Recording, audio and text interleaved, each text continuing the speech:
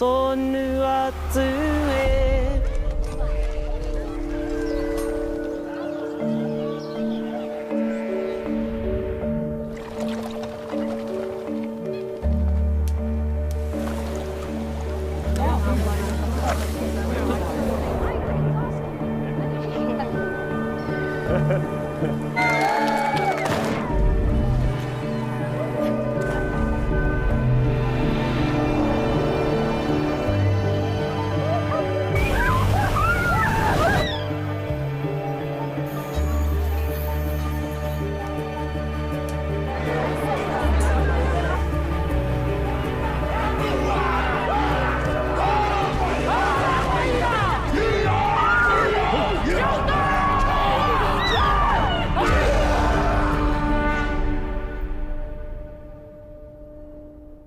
Hello, everyone. Welcome to the Industry Insider webinar series by Goway.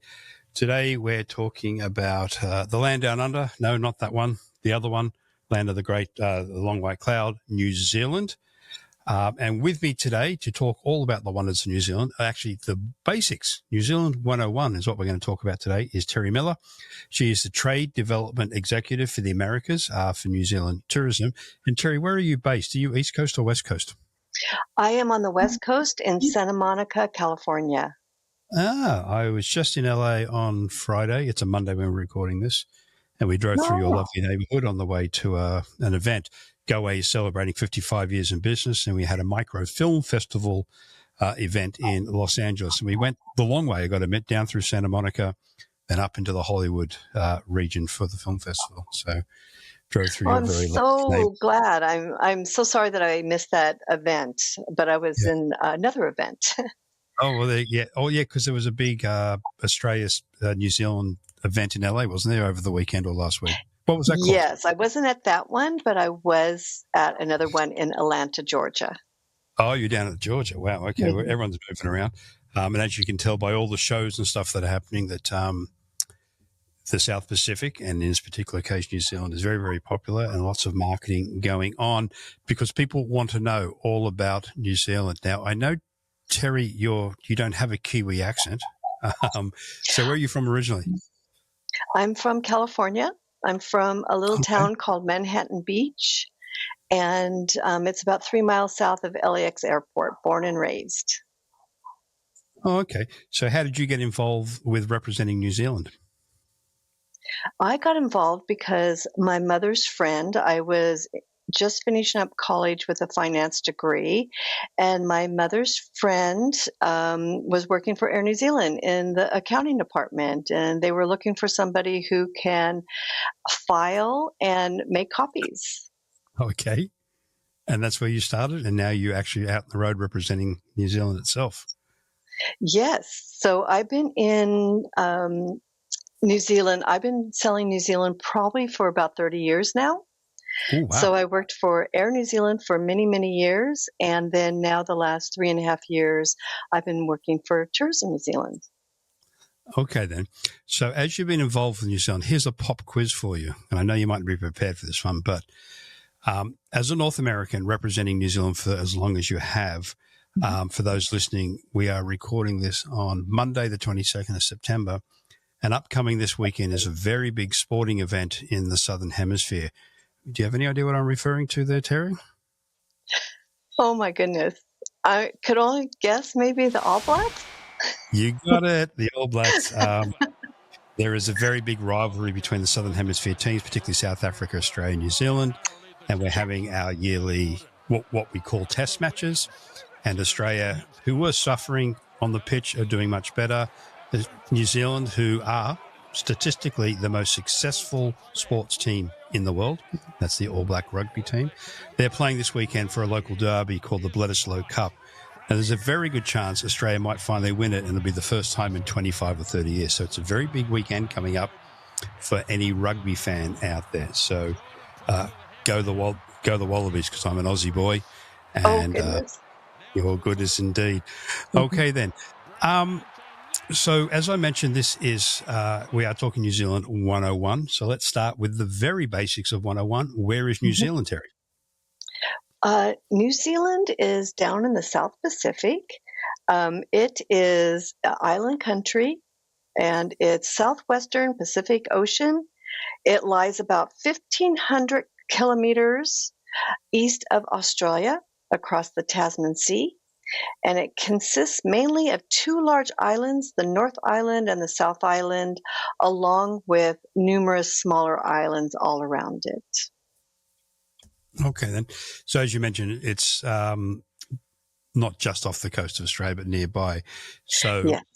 there is a very friendly rivalry and friendship between the countries. We have a lot tied together politically and history. So because of its proximity to Australia, or vice versa, because of New Zealand's proximity to Australia, New Zealand's proximity to Australia, or Australia to New Zealand, it's often done as a combination, but we'll get into that later on in our conversation. What are the main languages spoken? And I do use the term plural there, languages in New Zealand. Can you fill us in on that? Yes, there are 3 official languages in New Zealand, one being English. The second is Te Reo Maori, which is the language of our indigenous people, the Maori people. And then also sign language. Sign language is an official language of New Zealand as of 2006. Okay, that one I didn't know. Now, going back to the Maori language, and if those who've listened to webinars we've had and podcasts before in New Zealand, and we will go over it again today, the Maori culture is an integral part of modern-day New Zealand culture and society. But I also believe that the official name for New Zealand now is not just New Zealand. It actually includes a Maori terminology. Is that correct? That is correct. It's Aotearoa, which mean to our indigenous people, the long white cloud. Okay. Yeah, so the official name of New Zealand is Aotearoa, New Zealand, for those who need to know. So it is made up of 2 islands, as you mentioned. So for anyone traveling from North America, what's the easiest and best way to get to New Zealand, and what are the main gateways in and out? So we have several non-stops throughout North America. Our national carrier is Air New Zealand, and they have non-stops throughout the week, a lot of flights. We also deal with other carriers. So the main gateways that we service here in North America would be Vancouver, San Francisco, Los Angeles, Dallas, Houston, and every day we have a flight nonstop from New York to Auckland. There also is a flight from Chicago, which is put on hold right now, but it will start up probably in early 2026. Is that Chicago flight a nonstop as well? And that is a nonstop, yes. All the gateways are nonstops that I mentioned. So coming from the East Coast being New York, and I'm not sure what the terminology is for Chicago. What's that called? Is it Midwest Chicago? Is that yes. how you – yep, Midwest. Do you fly over the Middle East, or do you come over North America and down to New Zealand? Do you know which route it takes? Yes, we come over North America down to New Zealand. Okay. So what's the flight time from Midwest East Coast over to New Zealand? So the East Coast would be about 16 and a half hours, Midwest about 15, and then closer to the West Coast, like the Dallas and Houston, is 14 hours nonstop. And then on the West Coast of North America would be 11 and a half to 12 hours. Okay, then. So, as most people realize, Australia and New Zealand and Asia, for that matter, are a long way away. But taking the non-stops is a big plus. If you don't want to break your trip up, of course, going East Coast, you could always stop in, overnight or spend some time in those West Coast cities. Or another really good alternative too, do you, as you being Air New Zealand, do they fly via the Pacific, or is it straight in? Like, are the only options with Air New Zealand direct into New Zealand from the West Coast? Yes, it is. Okay. But yes, it is. For Air New Zealand, it's all nonstops from the West Coast. But there are other options to get to New Zealand if you did want to break it up, and very popular stopovers en route with other carriers would be obviously Tahiti, Fiji, Cook Islands, even Samoa, if people are interested in that. And as I mentioned earlier, taking a non-stop into Air New Zealand, I'll let you answer this, Teri, they also continue on to cities in Australia as well, correct? Yes, all the major cities in Australia, Air New Zealand flies from either Auckland, Christchurch, Wellington, and Queenstown. Okay. So those cities, excuse me, those cities are spread over the two islands of New Zealand. So no matter where you may end up on your itinerary, if you did want to continue on to Australia, there's a gateway out of. But the main international gateway in is Auckland from North America. Is that correct? Yes, it is Auckland. There, United Airlines does fly San Francisco direct to Christchurch. Okay. They're the only carrier that flies from the west coast of North America to the South Island. The South Island. Okay, excellent. So as we have mentioned, or I have mentioned at least, New Zealand is made up primarily of two islands. I think there are some smaller ones that dot around it, but for all intents and purposes. And like most things down under, we name them as we see them. So it's the North Island and the South Island. Pretty easy. Yeah. So now it is a relatively small country compared to, say, the US or Australia itself.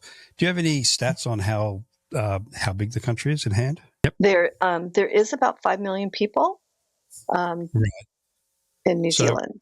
Yeah, so it's a small country from a population, because I think Toronto, where I am, is about 2.5 million people. So as you can see, there are not many people, and there's I think it's a factual stat, and it's a bit of a dig to the Kiwis, as we call them, or most people call them the Kiwis, that there are more sheep in New Zealand than there are people. There's probably about 50 million sheep. Oh, there you go. There are more sheep in New Zealand than people. There are around 26 million sheep and only 5 million people. The reason there are more sheep than people in New Zealand is because of two main reasons. The first one is that New Zealand's a very popular destination for sheep, especially when it comes to raising them. On top of that, people don't really eat sheep in New Zealand, so they aren't eaten by humans, at least. So they are able to live out their natural lives and have lots of babies without being hunted or killed. The second reason is that people have been breeding sheep in New Zealand since the 1800s. And since then, the population has just grown and grown. There's an actual stat, 50 million to 5 million. But to small islands, therefore, it's easy to get around, and it's easy to see a bulk of it in a short period of time. So on that note, Teri, what are the best ways to get around, either the North Island and the South Island itself, and or connecting the two together? Well, there's several of theirs. One is self-drive. A lot of people like to self-drive. They like to see the sights at their own pace with either a rental car or a motorhome. There's also bus and coach tours. If your client prefers that someone else drives, there are guided tours from day trips to multi-day itineraries. We also have some hop-on, hop-off buses that they could use. And then also there's planes. There's lots of flights throughout New Zealand. Our longest flight, and that is from Auckland to Queenstown, is 1 hour and 50 minutes. But we have flights throughout the country going at all times. We also have ferries and water taxis. Being an island nation, they are very important for us to get around. So a lot of people, like if they're staying off-site a little bit and they want to go into town, there's water taxis to take them. Also, traveling by rail gives your clients a front view of spectacular scenery not often visible from the road. So rail is always a great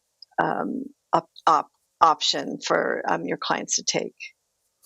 And another fantastic option, which we see happening or not happening, being requested quite a lot for New Zealand, is self-drives.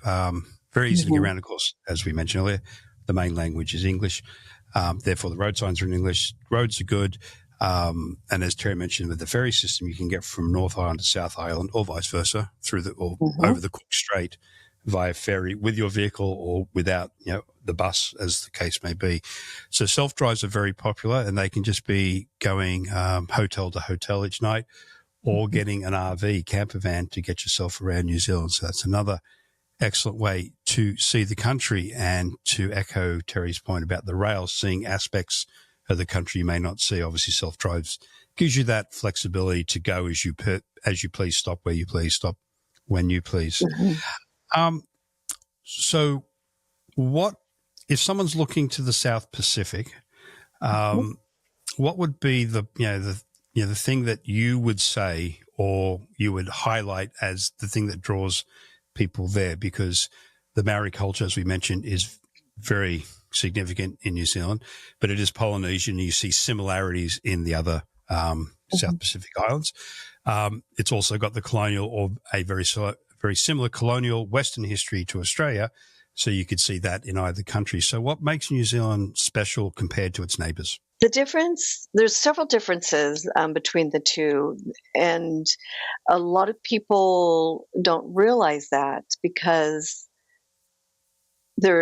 both countries have different vegetation, different populations. For instance, New Zealand has 5 million people, 2 main islands, easy to explore in a few weeks, as to Australia has 26 million people, huge land mass. Travel between regions can take hours or days to drive. The landscapes in New Zealand are jaw-dropping, diversity in compact areas, mountains and fjords, beaches, geothermal zones, forest, as to Australia is also diverse, but outback deserts, tropical rainforests, Great Barrier Reef is there, coastal cities, but more spread out than New Zealand. Outdoor adventure, New Zealand is probably the outdoor adventure capital of the world. If you're an extreme person who wants some extreme sports like bungee jumping, skydiving, river rafting, New Zealand would be the place to go. With Australia, adventure is more water-based, surfing, diving, snorkeling, some outback adventures. So there's kind of a difference between that. My personal thing that I like New Zealand more so than Australia is the wildlife. New Zealand has nothing that will harm you. Nothing is poisonous. There's no spiders, snakes, bears, mountain lions, crocodiles in New Zealand. So nothing poisonous. As to Australia, they're iconic for often dangerous animals like kangaroos, crocodiles, snakes, and spiders. So that's a great big difference between New Zealand and Australia. The Maori culture is visible and integrated into tourism and daily life. We really embrace our Indigenous people. We have the Tiaki Promise, which comes from the Maori culture to protect your people, your family, protect the land, and actually protect the visitors too. We embrace the visitors as visitors first, but they leave as our whānau, which is our family. Aboriginal culture exists, but less visible in the mainstream tourism as they are in New Zealand. That's sorry to interrupt. I think that's an important aspect to point out is the Australian Aboriginal culture, the oldest living culture in the world, is prevalent in Australia, but it and its culture are nowhere near as intertwined as it is in New Zealand. It's not just a peripheral part of the modern day culture. It is the modern day culture, with the naming of the country. I believe Maori is spoken in Parliament, aspects of the Maori culture in everyday life, in schooling, in everything. So it is true immersing in an ancient culture as well. To your point of the wildlife, that's a very good fact you brought up, that, there is nothing that will wildlife-wise kill you in New Zealand as compared to Australia. So I guess a good way to sum it up, and you can correct me if I'm wrong here, is that there is so much more packed into New Zealand in such a smaller space. You don't feel as crowded. I remember growing up and going over to New Zealand for holidays and stuff like that. We'd always come back and say, beautiful country. It's like a big country town compared to Australia. So the pace is slower, but in a good way. As people who watch movies these days, Lord of the Rings, quite a lot of feature films have been filmed down in New Zealand. The stunning scenery is amazing. You will not get that in Australia at all. So, I think your point is true. It's greener, smaller, therefore compact, and much more available in a smaller space, therefore able to do in lesser time than compared to some of its neighbouring countries. Is that a fair statement? That is a fair statement. One of the hurdles that we have to get over flying to New Zealand is, the time it takes to get there. A lot of North Americans think it takes 24 hours, but it doesn't. And I had explained to you about the times before, but it's very close. And an average stay of an American is 12 days, and an average stay for a Canadian is 16 days. And in that amount of time, you could see a good part of New Zealand. Yeah, and that's the other important thing to think. If you go to that side of the world for any of these countries, you want to devote the time to see as much as you can. And Teri's point there is very important, that you can pack so much more into New Zealand because of its smaller size. So that's definitely worth noting, and it's good to know that that's the average day, 12 and 16 days respectively. And again, it's not that far. It's 12 hours is a long time. I just did a whole lot of flights last week, and flying can be painful to say the least. But most of the flights out of the West Coast, they leave late at night. So you're sort of in that sleep cycle. If you get on the plane, have some dinner, a beer or wine, a couple of each, then hopefully fall asleep, and you'll wake up in New Zealand on the other side of the world, ready to rock and roll. So you've touched on some of the things to see and do. What would be the famous highlights of someone when they look to New Zealand to see and to do? There's so much stuff to do, and just kind of the basic things that I think of there would be hiking, cycling, wine tasting, great, lot of experiences, whether if you want an extreme like bungee jumping or skydiving, to, wine tasting or fishing or just hiking. We have lots of hiking trails throughout New Zealand. We have lots of cycling trails throughout New Zealand. One of my favorite things to do is eating the food. Everything is sustainable in New Zealand.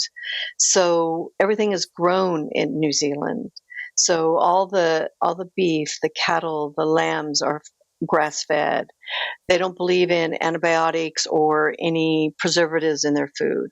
But what's great about their food too is that it's the recipes, their unique recipes they put together with this beautiful food is just amazing. Some of the New Zealand food that you probably couldn't get anywhere else would be their kumara, which is their sweet potato.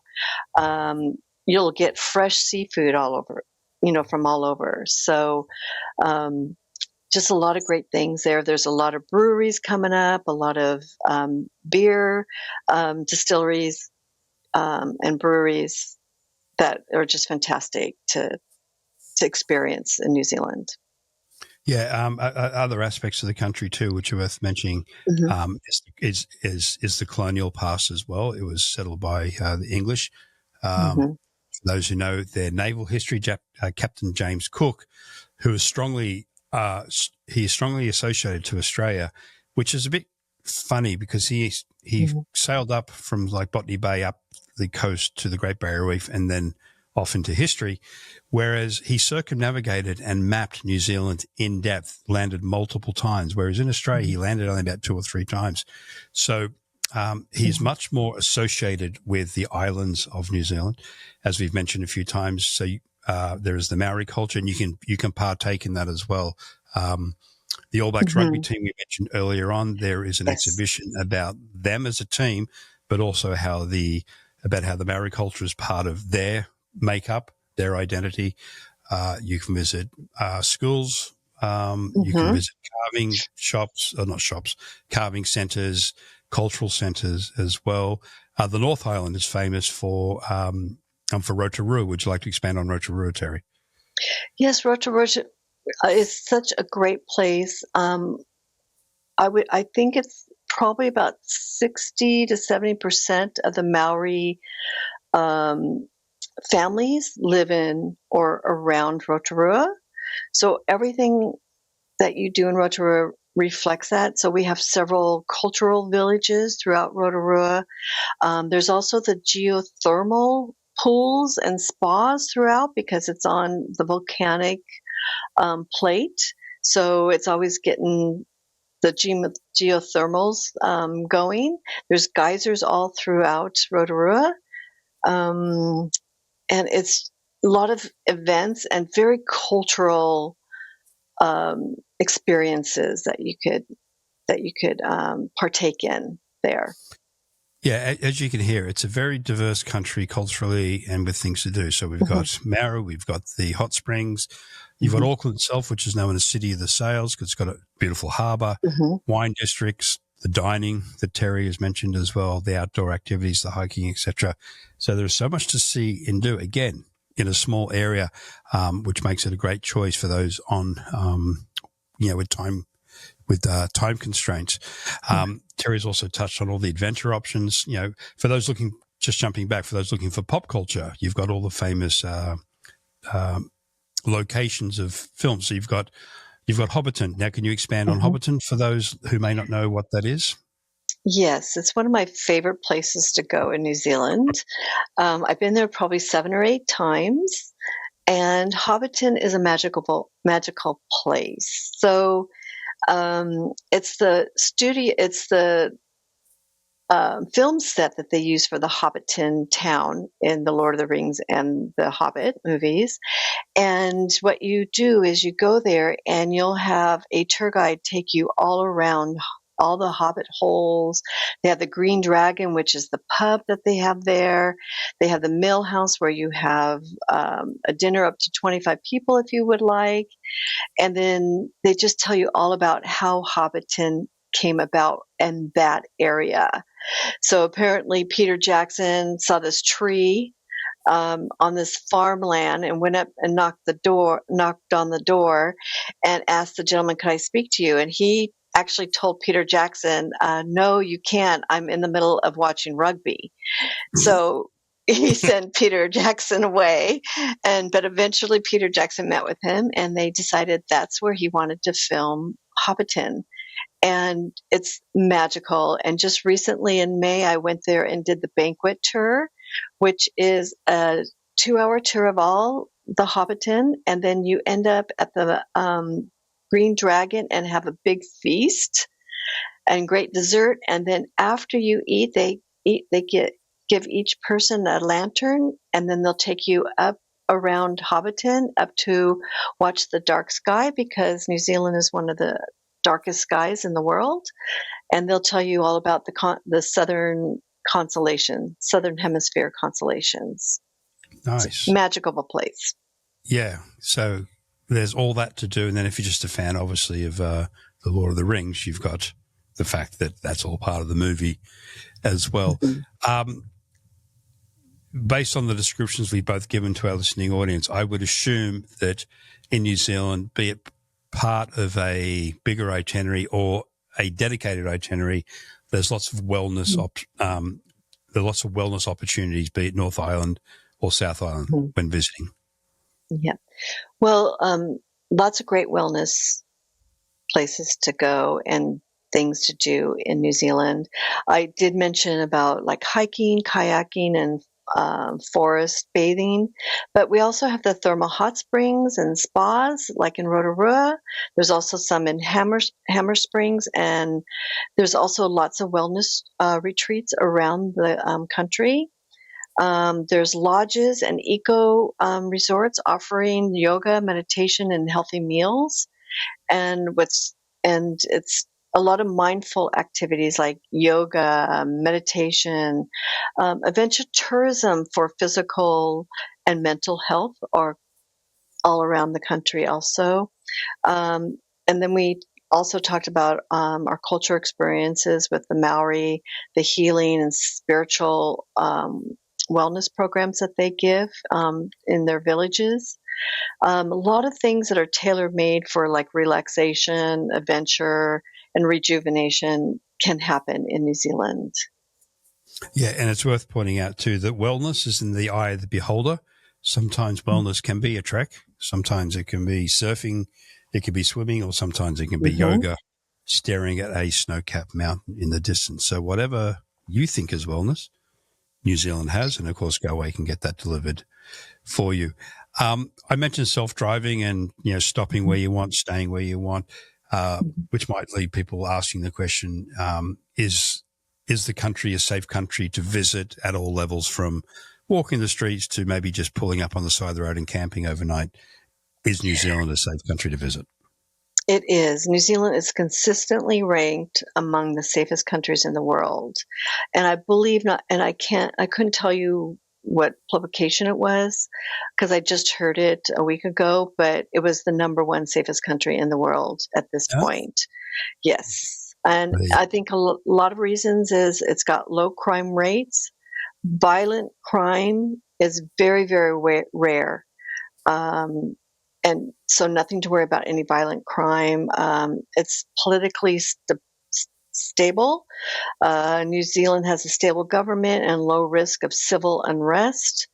Also, natural disasters preparedness. There is a strong monitoring and emergency system for earthquakes and volcanoes and weather events. And Air New Zealand plays a very important part of that because they have a great emergency preparedness plan. And then there's also reliable healthcare, highly qualified healthcare and emergency services abound throughout the country. Safe tourisms, roads are well maintained, and outdoor adventure activities have strict safety standards. So visitors can generally be secure throughout the country as a safe destination. Yeah. Just from a geological point of view, as we've mentioned, in the North Island, you have Rotorua, which is hot springs and thermals, which, there's lots of volcanic activity in the north. So you have that from a potential, natural natural event happening. And of course, in the southern island, you have the mountain range, which runs from top to bottom. So you have some of the earthquake issues there.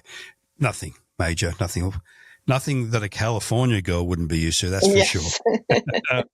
Yeah. That's true. I do everything there. yeah, exactly. But again, those sort of geological peculiarities and formations are some of the highlights of actually visiting the country. As an extension to safety, is New Zealand an LGBTQ plus friendly destination? It is. New Zealand's been trailblazer for the LGBTQ and the rights. We've had same-sex marriage legal since 2013. We also have an anti-discrimination law, which protects against discrimination based on sexual orientation and gender identity. And then same-sex adoption has been legal, and individuals can do that. So yes, we have two or three festivals a year. One being in Auckland, probably, I think it's January. It's a big festival highlighting the LGBTQ. Okay.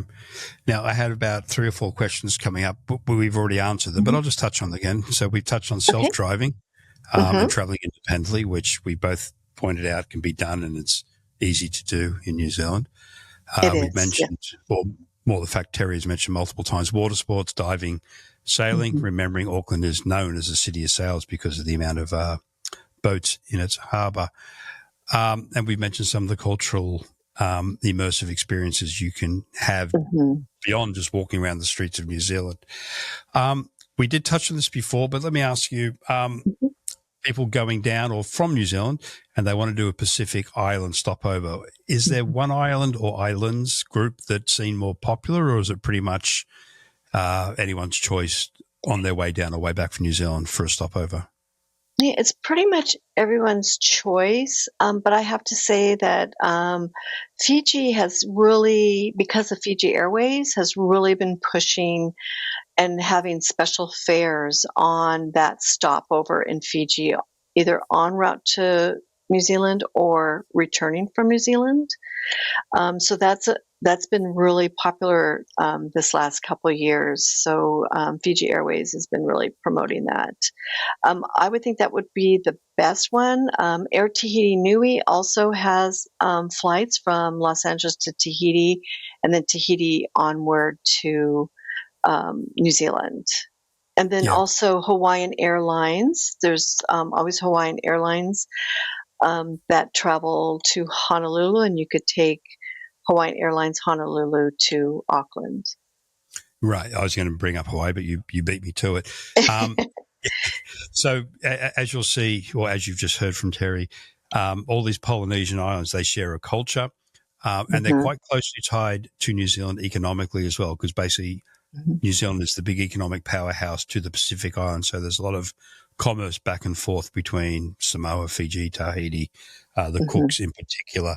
So, but the Hawaii connection is a good one too, particularly for North Americans, because many want to go to Hawaii for the first time or back again. So we mentioned Fiji as probably being the most popular combination. What other country combinations should someone look at when they use New Zealand as their sort of focal point to their trip down under? Well, I would guess Australia would be the next best thing, since a lot of carriers, especially Air New Zealand, goes to all the major cities. You know, we're talking about Brisbane and Cairns, Melbourne, and Sydney. Also,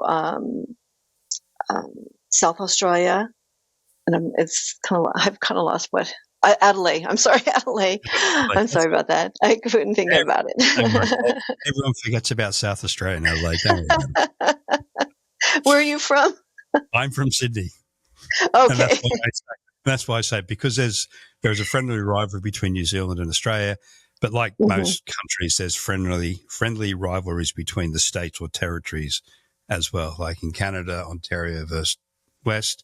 I'm sure there's East Coast, West Coast rivalries in the states as well. So that's all that was. Yeah. Okay. Good. Then, and then Western Australia too, and Tasman. The Tasman. Yeah. So going across to Western Australia from New Zealand is probably not the smartest move, unless you've got lots of time up your sleeve, because it's about a 4-hour flight, I think, from New Zealand to Australia, and I think it's about a 6-hour flight from our East Coast, Sydney, to the West Coast. So that's a long haul. But I think Teri's point is valid, obvious that an Australia-New Zealand combination is a very, very popular choice when someone heads to the Southern Hemisphere. Yes, it is. So you did mention this, but let's go over it again just so we can hit it hard. How long should someone dedicate their time to a New Zealand-only itinerary? I would, for at least 12 to 14 days is probably ideal. Just because. Does that include the flight time down? Or is that just including flight time down? Okay. I would include flight time down too, because you kind of make up the time going back home. But yeah, definitely 14 days is ideal. When I talk to my colleagues and the suppliers down in New Zealand, they're happy with the 14 days. So I think that would be good timing for that. So what's key here too is if you can spend 14 days in New Zealand, as I say, it's a smaller country than Australia and you can get a lot more in, but it's definitely a country, you could, even on a 14-day first time, you could do 14 days in the North Island or the South Island and then go back a second trip. But you could also say, let's do 14 days North and South combination, which, as Teri mentions, is a good combination. We see that quite often here at Goway as well. But then on someone's return trip to Australia, you could still do another couple of days in New Zealand on the way to or from. So my point is New Zealand is not a one-time destination. It can be a 2 or even 3-time destination because there are so many different ways of exploring the country. Goway has one of the largest group departments here in North America, Teri. So if someone's looking at a group, be it 10 people, be it 1,000 people, is New Zealand a good destination for group, be it corporate or recreational? Yes, I'm glad you mentioned group because we are starting an incentive for travel advisors. It's called Small Groups Travel. And it's a fantastic opportunity for travel advisors who specialize in New Zealand. Tourism New Zealand is running a cash incentive for small groups and for travel between December 1st, 2025 and June 30th, 2026. It's through the Goway Groups Department.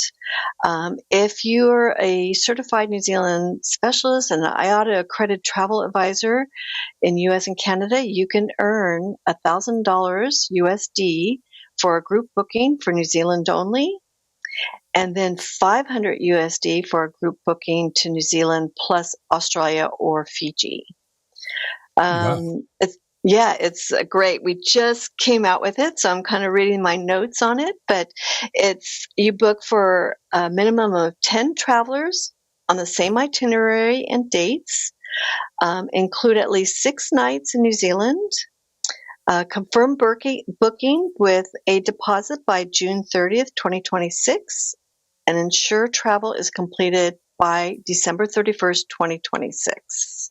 Okay, so that's a good window. So that means deposit by the middle of next year, 26, and travel by the end of next year. So that works out well from a timing point of view. A few things I like to mention off the back of that promotion by Tourism New Zealand is that Goway, through our partnership today and our marketing campaign at the moment, we have what's called a Learn and Earn bonus as well.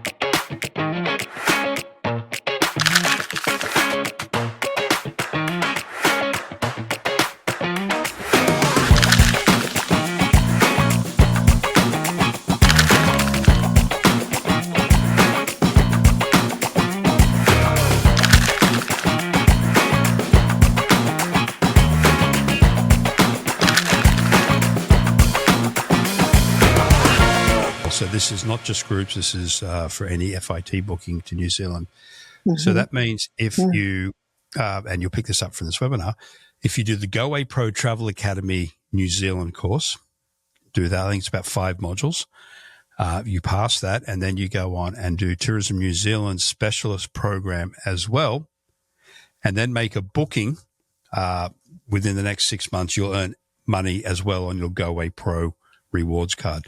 So if you happen to be a group specialist out there, you can earn the bonuses I just mentioned through doing the specialist programs, both Goway's and Tourism New Zealand, and that additional bonus on your groups booking that Tourism New Zealand is offering as well. So lots of money to be made above and apart from the money you make through your commissions on your booking, be it group or FIT. So that's pretty good.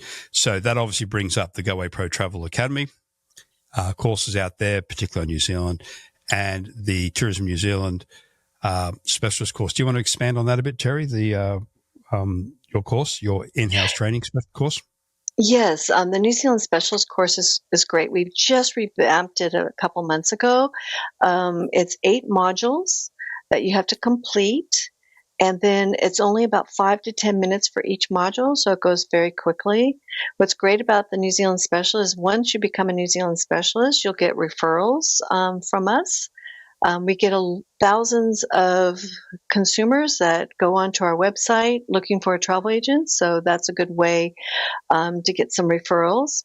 Also, once you become a New Zealand Specialist, we have an Explore program. So you could go down and take advantage of discounted prices on airfare, accommodations, and experiences by becoming a New Zealand Specialist. Wonderful. Okay, so there you have many ways of making some extra cash. Also brushing up your skills on local knowledge about New Zealand. Goway Pro Travel Academy is very similar. We're all about the destination, so we'll teach you all about New Zealand, a lot of what we discussed today, where it is, how to get there, etc. Oh, on that point, one thing I forgot to ask you, the currency in New Zealand, it is? Yes, New Zealand dollars, and I'm glad you asked because I haven't said the great thing about currency in New Zealand is for North America. I think specifically for Americans, I think Canada is on par with the currency, but with Americans, it's for every $1 you get $1.70 New Zealand. Nice. So it's a great place for shopping. And once you take a trip to New Zealand and come back, it seems like the price is a lot less than it used to be.